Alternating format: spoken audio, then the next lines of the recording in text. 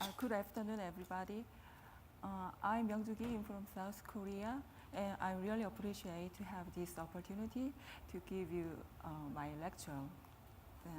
My topic is genetic testing in ART. Now I'm talking about the genetic testing in ART. This topic is composed of 6 studies, 3 of NGS, and 3 about other genetic testing. The first study, development, validation, and clinical application of NGS-based protocol for 24 chromosome aneuploidy screening of embryos. The rapid development of NGS technologies has generated an increasing interest in determining whether NGS could be reliably applied for PGS purposes. It is possible that the technology may offer any improvement for the detection of chromosome aneuploidy in pre-implantation embryos compared to current comprehensive aneuploidy screening technologies. NGS may ultimately provide a number of advantages, including reduced costs and enhanced precision, as well as parallel and customizable analysis of multiple embryos in a single sequencing run. The aim of this study is to assess whether NGS techniques can be reliably used for comprehensive aneuploidy screening of human embryos produced from patients undergoing IVF treatment with the purpose of identifying and selecting for transfer chromosomally normal embryos. Study method. NGS was validated using 18 karyotypically defined chromosomally abnormal single cells. Additionally, 244 embryos previously analyzed by RACGH were reanalyzed in a blinded fashion. Subsequent clinical application involved in a parallel evaluation of 192 blastocysts from 55 consecutive PGS cycles with both NGS and RACGH techniques. 55 patients with repeated implantation failure or advanced maternal age undergoing PGS were enrolled. The method involved whole genome amplification followed by NGS. This is a comparison of RACGH and NGS. RACGH allows detection of copy number differences between a test and reference sample of DNA. High-resolution CGH arrays are now available that allow accurate detection of structural variants at resolutions of 40-80 base pairs, appropriate for detection of microdeletions and duplications. However, small sequence alterations or single base pair mutations will still not be detected. Now, NGS. NGS enables whole genome sequencing, also known as massively parallel sequencing. These technologies allow the sequencing of millions of DNA molecules simultaneously. After library preparation of fragments to produce sequence reads are generally aligned to the reference genome and base variants. Small sequence alterations or single base pair mutations can be detected.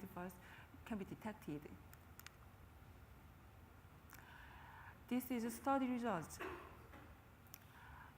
Among total 4992 chromosomes, aneuploidy performance, sensitivity 100%, specificity 99.98%.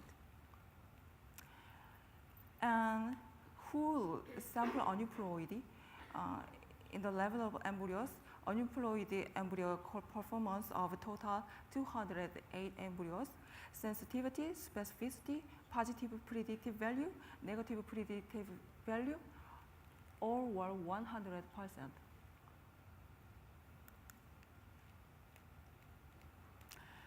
And what about chromosomal mosaicism? This study analyzed total 225 mosaic chromosomes. There was no chromosomes with a discordant result between NGS and RHGH. So high degree of concordance between NGS and RHGH was achieved.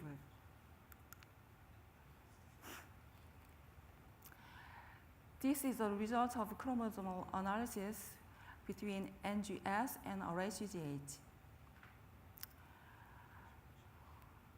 The output from NGS and RHGH showed a high degree of concordance, but the improved dynamic range of NGS enables enhanced detection and quantification of chromosomal mosaicism.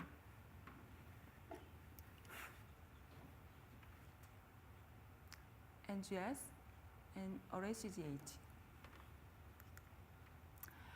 In conclusion, NGS appears to represent a reliable high throughput methodology for 24 chromosome aneuploidy screening capable of detecting whole chromosome aneuploidies and mosaicism. The NGS method developed provides high throughput with a parallel analysis of multiple embryos and high resolution data for chromosome analysis with the potential to reduce the cost of PGS and enhance precision of testing. What is the clinical implications? NGS technique has the advantage of screening at reduced cost and enhanced precision, not only for aneuploidies. It may also allow for simultaneous evaluation of single gene disorders, translocations, and abnormalities of the mitochondrial genome. From the same biopsy without the need of multiple unique technological platforms with the potential to revolutionize PGD. However, before recommending widespread application, RCT is confirming its clinical efficacy is advisable.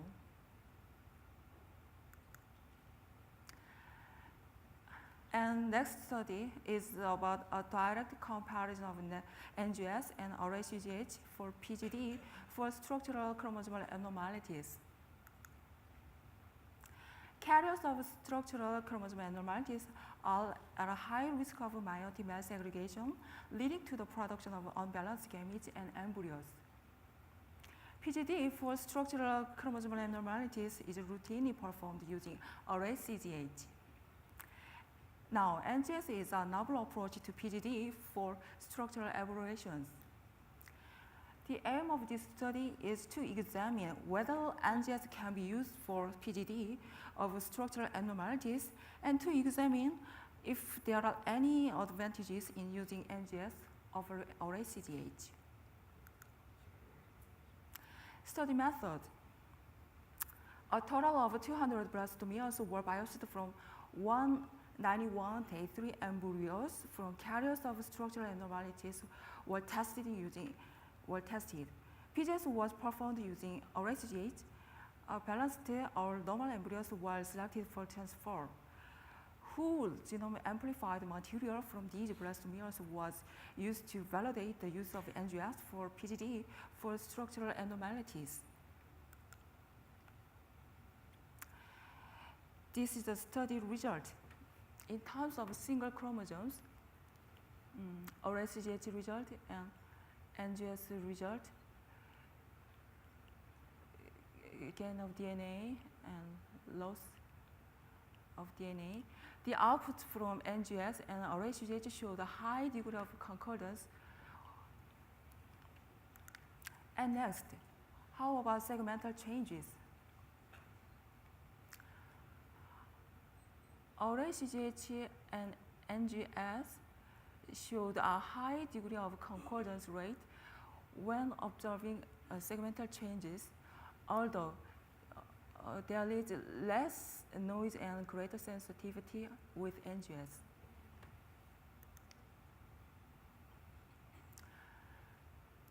And how about small changes of 9 megabases? RHGH and NGS.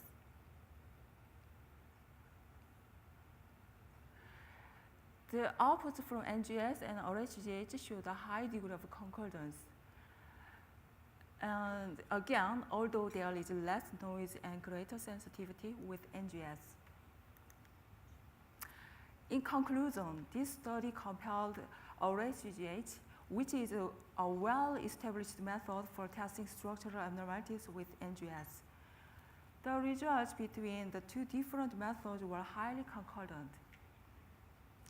So, NGS can provide an alternative method for PGD in order to test embryos for structural chromosomal abnormalities.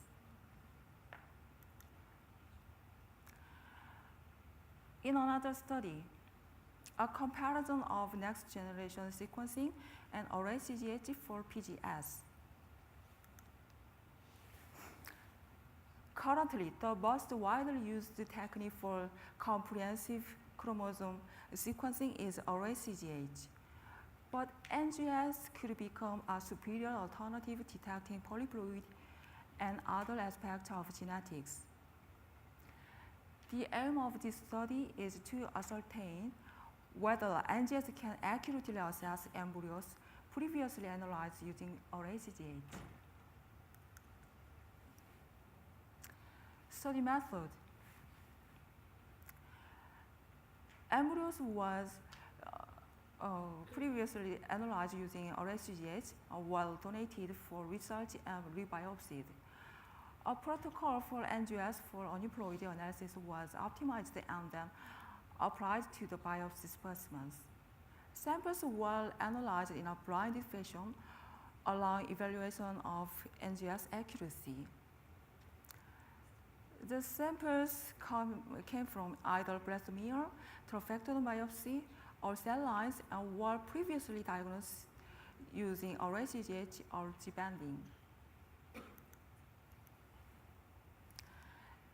This is a study result.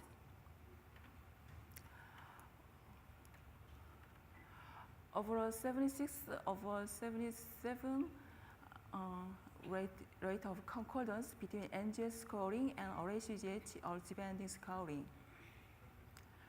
In total 80 samples, the test result shows 100% concordance rate for euploid samples and 98.21% of concordance rate for aneuploid.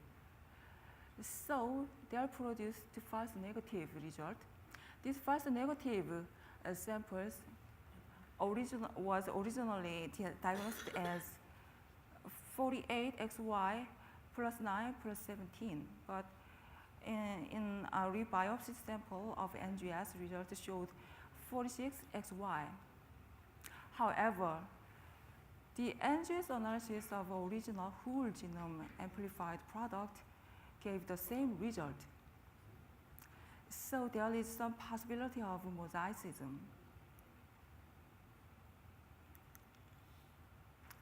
In conclusion, NGS successfully detects aneuploid in cells biopsied from human embryos, providing results equivalent to those obtained using the most widely used PCS method. The NGS method is rapid, cost-effective, scalable, and has the ability to reveal additional aspects of embryo genetics.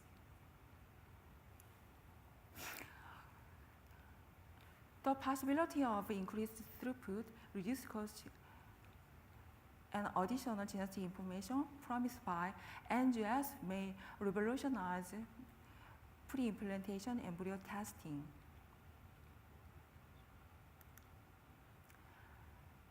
Let's move on to other genetic testing. This study is about trophectoderm biopsy for aneuploid screening and using different platforms and conflicting test results.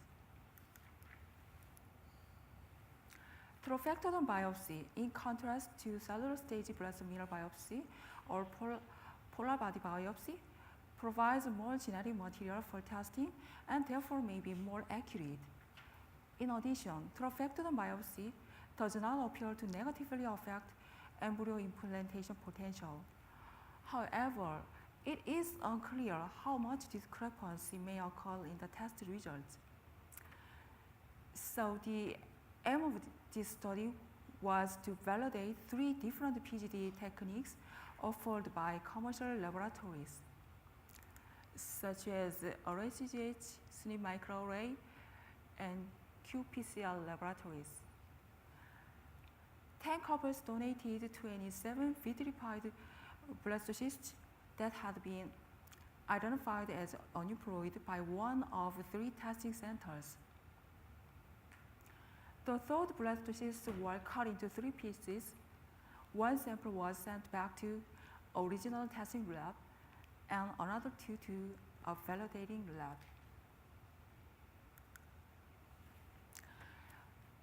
This is a test result. First, RACGH versus SNP microarray laboratory. In the RACGH lab, the concordance rate was 30% or so. And in the SNP lab, the concordance rate was 70%. By the way, RACGH and SNP inter-laboratory result, the concordance rate was only 20%.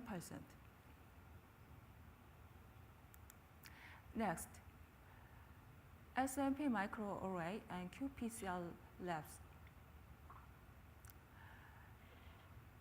The samples in the SNP lab, the concordance rate was 30%. In the qPCR lab, the concordance rate was 84% or so. By the way, SNP and qPCR intra-laboratory result shows only 20% concordant rate.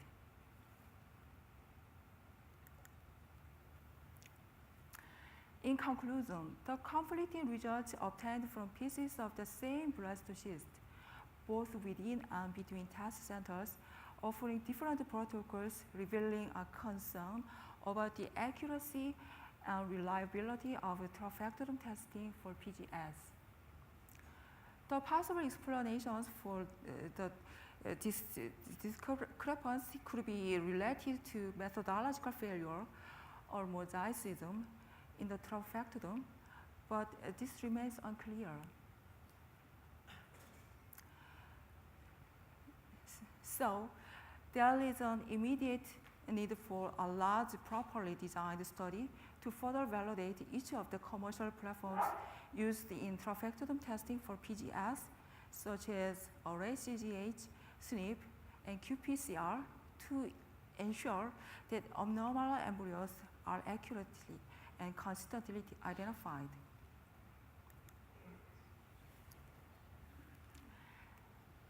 Next study is about use of single nucleotide polymorphism arrays and chiral mapping in a clinical setting for pre-implantation genetic diagnosis of single gene disorders.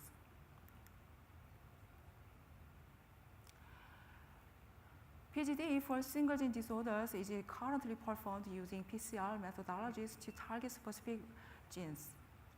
This involves the development and validation of patient-specific tests, a procedure that often requires several months to complete.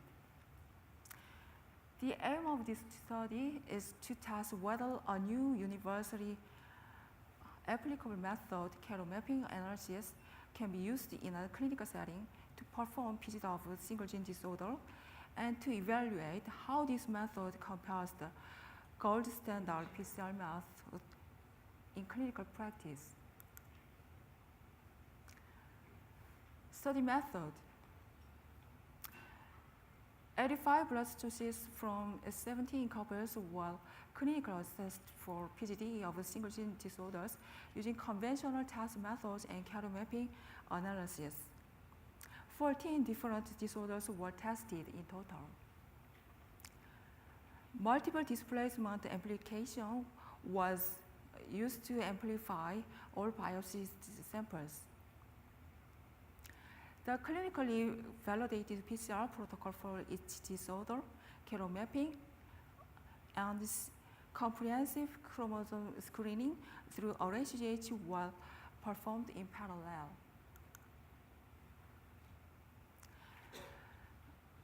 In the study result, among total 139 embryos tested by both carrier mapping and PCR, there was 97% concordance rate was observed. And this slide shows carrier mapping has a number of advantages over PCR. In terms of workup time weeks, PCR over 12 weeks, carrier mapping less than 2 weeks. So time saving. And in carrier mapping, confirm paternal origin, yes. Negative control is not needed, and able to detect contamination, and early dropout impact, low or none, and consanguineous cases analysis, yes.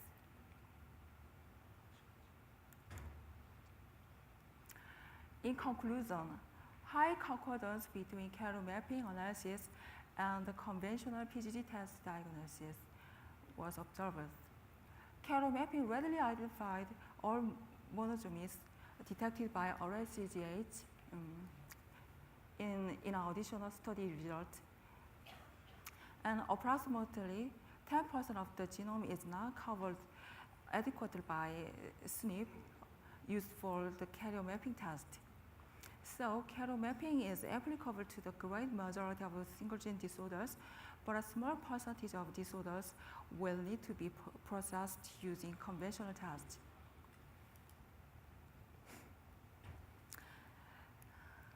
This study proved the accuracy and efficiency of carrier mapping. And the method uses a universal protocol for each single gene disorders and therefore reduces significantly the time that patients have to wait to start their IVF cycle. Moreover, carrier mapping is found to provide additional data of clinical and biological importance.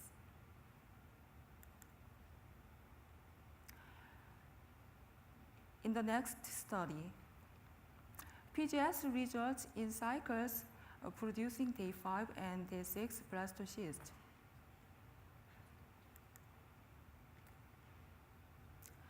Some centers produce more day 6 blastocysts than others, depending on their culture conditions and stimulation. Timeless studies suggest that delayed molar formulation is linked to aneuploid and lower implantation potential. And these observations could be center dependent. The aim of this study is to determine the chromosome status as well as implantation potential of embryos reaching blastocyst either on day 5 or day 6.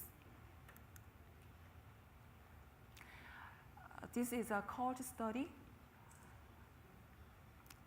Of those selected for this study, 71 cycles produced both day 5 and day 6 blastocysts. Embryos were biopsied at blastocyst stage, either on day 5 or day 6, vitrified, and the biopsies analyzed by RSCGH.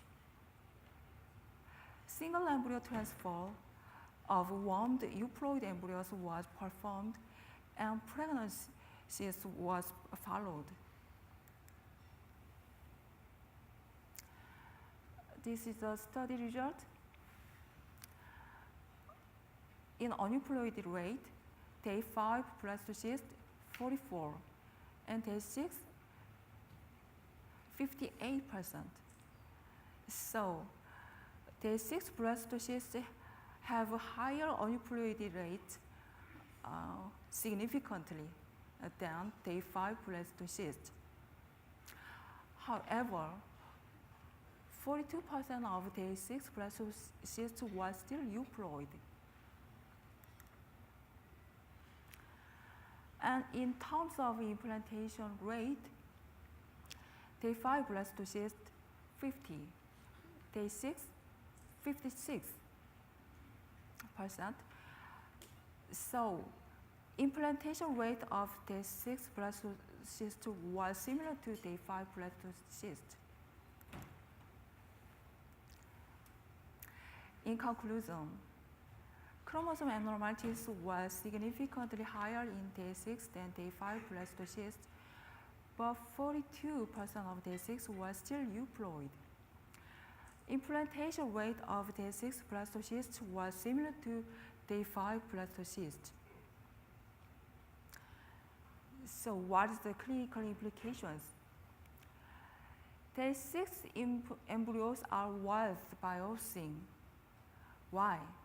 Since 42% of them are still euploid, and when replaced in a one cycle, they implant at similar rates as day 5 embryos. So timeless selection of embryos based on late modular formation may discard embryos with potential to implant. Now, summary. About NGS, NGS appears to represent a reliable high-throughput methodology for 24 chromosome aneuploidy screening, capable of detecting whole chromosome aneuploidies and mosaicism. And NGS can provide an alternative method for PGD in order to test embryos for structural chromosomal abnormalities. And NGS successfully detects aneuploid in cells biopsied from human embryos, providing results equivalent to those obtained using the most widely used PGS method. And summary about other genetic testing. There is an immediate need for a large, properly designed study to further validate each of the commercial platforms used in interfactory testing for PGS, such as ArrayCGH, SNP, qPCR, to ensure that abnormal embryos are accurately identified. There is a high concordance between chiral mapping analysis and conventional PGD testing. However, due to its efficiencies, chiral mapping may reduce the time the patients have to wait to start their IVF cycle. Finally, day 6 embryos are worth biopsying since 42% of them are still euploid.